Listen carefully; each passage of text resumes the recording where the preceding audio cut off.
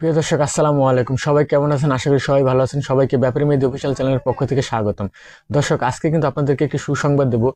আপনারা কিন্তু অবশ্যই ইতিমধ্যে জেনে গেছি যে দুবাইয়ের সকল টাইপের ভিসা খুলে গেছে। আসলে কি ব্যাপারটা কি সত্যি নাকি মিথ্যা, আজকে এই বিষয়ে কিছু কথা বলবো।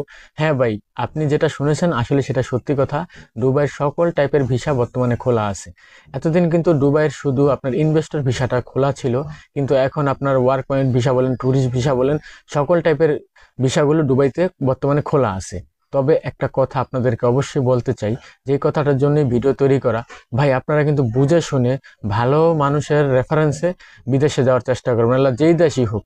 তো দুবাইয়ের বিষয়টা হইতেছে এরকম, দুবাইতে যদি আপনার কোনো আত্মীয় স্বজন ভাই বোনেরা থাকে, তাদের মাধ্যমে খোঁজ খবর নিয়ে বা তাদের রেফারেন্সে যদি যাইতে পারেন, সেটা হলে সবচাইতে উত্তম হয়। আর এজেন্সির রেফারেন্সে তো অবশ্যই আপনাদের যেতে হবে। তবে আপনি সবার আগে একটা জিনিস খোঁজ করবেন যে এজেন্সিটা কি ঠিকমতো লোক পাঠাতে পারছে কিনা, তাদের কথায় কাজে মিল আছে কিনা, তারা আদৌ কি লোক পাঠাতে পারছে কিনা। এই জিনিসগুলা জাস্টিফাই করে তারপর আপনি একটি এজেন্সিতে জমা দিবেন। ঠিক আছে, আমি বলবো না যে দুনিয়ার সব এজেন্সি খারাপ বা দুনিয়ার সব এজেন্সি ভালো। ভাই, ভালো মন্দ মিলাই কিন্তু দুনিয়ার সব কিছু। ঠিক আছে, তবে একটা বিষয় হচ্ছে কি ভাই, দুবাইয়ের বিষয়টা খুবই কেয়ারফুল। কারণ দুবাইয়ের বিষয়টা এরকম হয় অনেক সময়, যেমন কথায় কাজে মিল থাকে না। আপনার দালালে বলবো এক, বিদেশে যায় দেখবেন কি হয়ে গেছে আরেক। বলবো এক কাজের কথা, যে আপনার ওয়ার্ক পয়েন্ট ভিসা, যেটা কাজের কোম্পানির ভিসা, অনেক সময় ঝামেলাও হয়ে যায়। ঠিক আছে, তবে আশা করি দুবাইয়ের বিষয়টা ততটা ঝামেলা হয় না। কারণ দুবাইতে একটা বিষয় ভালো আছে, যেমন কি ইনভেস্টর ভিসাটার সিস্টেমটা হলো কি আপনি যে কোনো কাজ করতে পারবেন। ঠিক আছে, মালয়েশিয়ার মতো পুলিশের এত প্যারা নেই। ঠিক আছে, যে আপনার এই বিষয় কাজই করতে হবে, এরকম একটু চাপ কম দুবাইতে।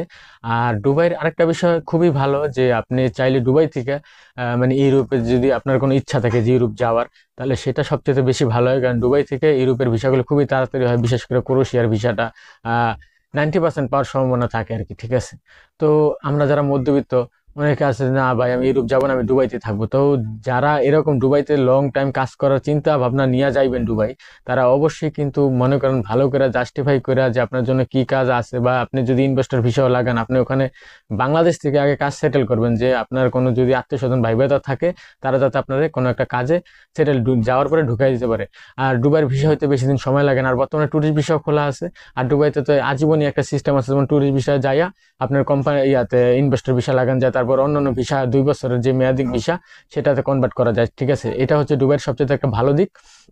আর আমার পক্ষ থেকে যে কথাটা বলবো ভাই, আমি আবারও বলি ভাই, ঠিক আছে, আমরা মধ্যবিত্ত মানুষ, ঠিক আছে, চাই না একটা লস হোক। যে কোনো কিছু করার আগে অবশ্যই ভাবনা চিন্তা করবেন। ঠিক আছে, বুঝে শুনে ভালো লোকের রেফারেন্সে বাইরে যাবেন। ভাই, আমিও মালয়েশিয়া থেকে বর্তমানে ফেরত চলে এসেছি। আমি কিন্তু মালয়েশিয়াতে মোটামুটি অনেকদিন স্টে করলাম। ঠিক আছে, মালয়েশিয়াতে আমাকে যে লোক নিয়েছিল, ও আমার সাথে একটা প্রতারণা করছে। তো যাই হোক, আমি এখন বর্তমানে দুবাই যাওয়ার চিন্তা ভাবনা করতেছি।